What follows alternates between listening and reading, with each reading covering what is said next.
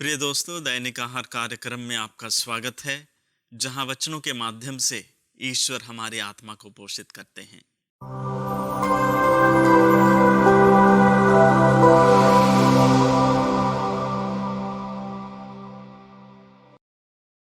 हमारे जीवन में दो प्रकार के लोग होते हैं।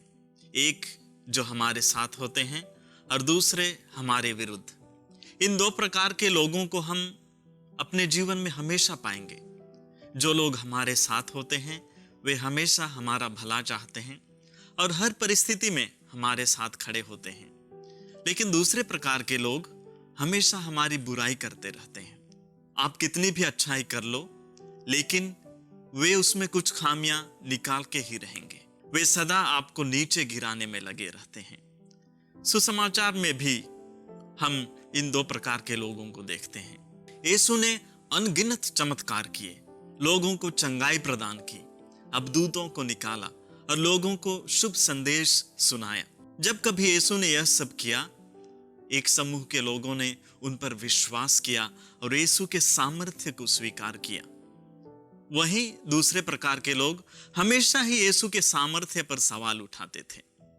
यीशु ने कितने ही बड़े चमत्कार क्यों ना किए हों, लेकिन उन लोगों के मन में हमेशा ही संदेह रहता था। वे हर वक्त यीशु को नीचा दिखाने की प्रयास में लगे रहते थे। आज के सुसमाचार में भी कुछ इस तरह के लोग हैं जो यीशु के कार्य पर सवाल उठाते हैं।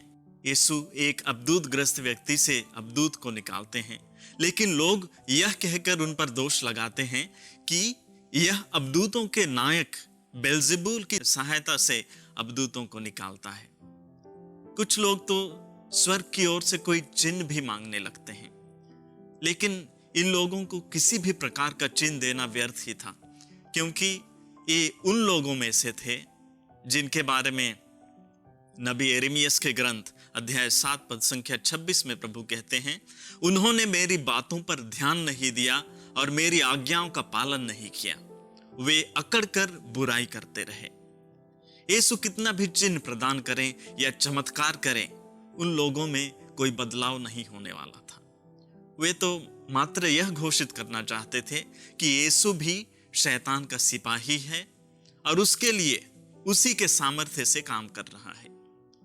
यीशु उनको तर्कपूर्ण जवाब देते हुए कहते हैं, जिस राज्य में फूट पड़ जाती है वह उजड़ जाता है। शैतान अपने ही विरुद्ध कार्य नहीं कर सकता, नहीं तो उसका राज्य कैसे टिकेगा। अर्थात कोई भी व्यक्ति या शक्ति अपने ही विरुद्ध कार्य नहीं कर सकता।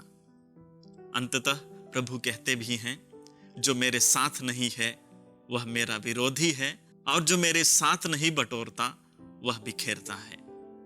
उन लोगों के स्वभाव से स्पष्ट है कि वे यीशु के साथ नहीं थे और उनका साथ देना भी नहीं चाहते थे।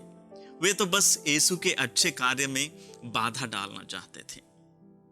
प्रिय दोस्तों, आज हम भी मनन चिंतन करके देखें कि क्या हम यीशु के साथ हैं, क्या हम उनके साथ खड़े होते हैं या हम उनके विरुद्ध हैं। अपने दैनिक जीवन में तरह तरह की आशीष, कृपा और वरदान पाने के बावजूद क्या हम यीशु से और भी चिन्ह और चमत्कार की मांग करते हैं, ताकि उसमें हमारा विश्वास बढ़ सके। इस पर हम जरा विचार करें।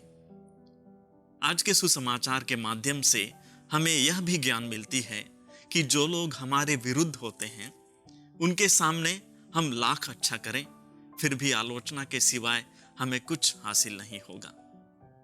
इसलिए हम इन सब बातों की चिंता ना करें, लेकिन हमेशा यीशु के साथ खड़े रहने की कोशिश करें और उनके सामर्थ्यवान हाथ से कृपा एवं आशीष प्राप्त करने की प्रयास करें।